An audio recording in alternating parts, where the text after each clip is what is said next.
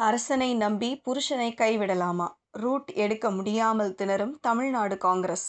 பின்னணி என்ன? தமிழகத்தில் 1967ஆம் ஆண்டுக்கு பிறகு ஆட்சியை கைப்பற்ற முடியாமல் தவிக்கும் காங்கிரஸ் கட்சி இந்த முறை எப்படியாவது ஆட்சி அதிகாரத்தில் பங்கு பெற வேண்டும் என்ற தீவிர முனைப்புடன் அரசியல் நகர்வுகளை மேற்கொண்டு வருகிறது. நீண்ட காலமாக திமுக கூட்டணியில் இடம்பெற்று வந்தாலும் அதிகாரத்தில் நேரடி பங்கு கிடைக்காத நிலை காங்கிரஸ் தலைமைக்கும் தமிழக தலைவர்களுக்கும் உள்ளுக்குள் அதிருப்தியை ஏற்படுத்தி வந்துள்ளது. இந்த சூழலில்தான் நடிகர் விஜய் தலைமையிலான தமிழக வெற்றிக் கழகம் முன்வைக்கும் ஆட்சியில் பங்கு, அதிகாரத்தில் பங்கு என்ற அரசியல் வாக்குறுதி காங்கிரஸை குழப்பத்தில் ஆழ்த்தியுள்ளது என்கின்றனர் அரசியல் பார்வையாளர்கள்.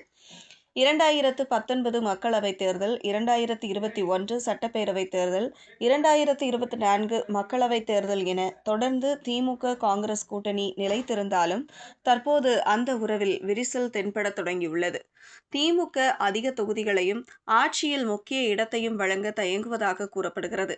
இதனால் விஜயின் தாவேகாவுடன் கூட்டணி அமைத்து அதிக இடங்களில் போட்டியிட்டு ஆட்சியில் பங்கேற்கலாம் என்ற கணக்கே காங்கிரஸ் கட்சியின் எண்ணமாக உள்ளது. ராகுல் காந்திக்கு நெருக்கமான சில தலைவர்கள் இந்த சட்டப்பேரவை தேர்தலை பயன்படுத்தி காங்கிரஸை தமிழகத்தில் மீண்டும் வலுப்படுத்த வேண்டும் என்ற கருத்தை முன்வைத்து வருகின்றனர். திமுக கூட்டணியில் 40 தொகுதிகள் அல்லது தாவேகாவுடன் 75 தொகுதிகள் கிடைத்தால் தற்போதைய நிலையை விட அதிக இடங்களில் வெற்றி பெற முடியும் என்றும் குறைந்தது 10% வாக்கு வங்கியை நிரூபிக்க முடியும் என்றும் காங்கிரஸ் தலைமை கருதுகிறது. இதன் மூலம் 2029 மக்களவைத் தேர்தலில் தற்போது உள்ள 10 எம்பிக்கள் எண்ணிக்கையை 20ஆக உயர்த்தலாம் என்பதே அவர்களின் அரசியல் கணக்கு.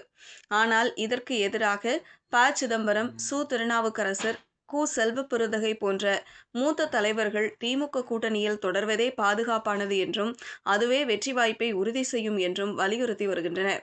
காங்கிரஸ் கட்சி தனித்து போட்டியிட்டால் தமிழகத்தில் வெற்றி பெறுவது கடினம் என்பதும் கடந்த தேர்தல் அனுபவங்களில் தெளிவாகியுள்ளது. 2014 மக்களவைத் தேர்தலில் தனித்து போட்டியிட்டு 4.3% வாக்குகளை மட்டுமே பெற்ற அனுபவம் காங்கிரசுக்கு உள்ளது. அதே நேரத்தில் திமுகவுடன் இணைந்த போது வாக்கு வங்கி கணிசமாக உயர்ந்ததும் உண்மை. இருப்பினும் திமுக வெற்றி வாய்ப்பு உள்ள தொகுதிகளை தக்க வைத்துக் கொண்டு வெற்றி வாய்ப்பு குறைந்த இடங்களை காங்கிரசுக்கு வழங்குகிறது என்ற மனக்குறை காங்கிரஸ் தரப்பில் நீண்ட காலமாக இருந்து வருகிறது. 2021 சட்டப்பேரவைத் தேர்தலில் 25 தொகுதிகள் வழங்கப்பட்டு அதில் 18 இடங்களில் வெற்றி பெற்றாலும் வரும் தேர்தலில் அந்த எண்ணிக்கை குறைக்கப்படலாம் என்ற அச்சம் காங்கிரசுக்கு உள்ளது. கூடுதல் கட்சிகள் கூட்டணியில் சேரும் பட்சத்தில் தங்களுக்கான இடங்கள் மேலும் குறையலாம் என்றும் அவர்கள் கருதுகின்றனர். அதனால்தான் அமைச்சரவையில் பங்கு கிடைத்தால்தான் கட்சியினரை திருப்திப்படுத்த முடியும் என்ற எண்ணம் காங்கிரசில் வலுப்பெற்றுள்ளது. மற்றொருபுறம் காங்கிரஸ் எம்எல்ஏக்கள் தொகுதிகளில் சரியாக செயல்படவில்லை என்ற குற்றச்சாட்டும் திமுக தரப்பில் உள்ளது. இதனால் கூட்டணிக்குள் உரசல் ஏற்பட்டாலும் காங்கிரஸை முற்றிலும் கைவிடும் எண்ணம் திமுக தலைமையிடம் இல்லை.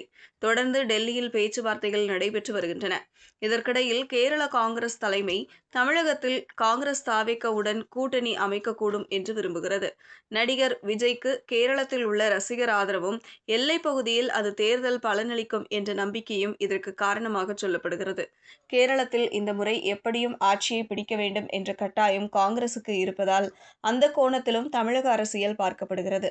இந்த அரசியல் கணக்குகளுக்கிடையே நடிகர் விஜயும் தனித்து அரசியல் பயணம் செய்வது கடினம் என்பதை படிப்படியாக உணரத் தொடங்கியுள்ளார். அதிமுக, பாஜக ஆகிய கூட்டணிகள் அவருக்கு தற்போது சாத்தியமில்லாத நிலையில் திமுகவுடன் இணைவதும் அரசியல் ரீதியாக ஏற்றுக்கொள்ள முடியாத ஒன்றாகவே உள்ளது.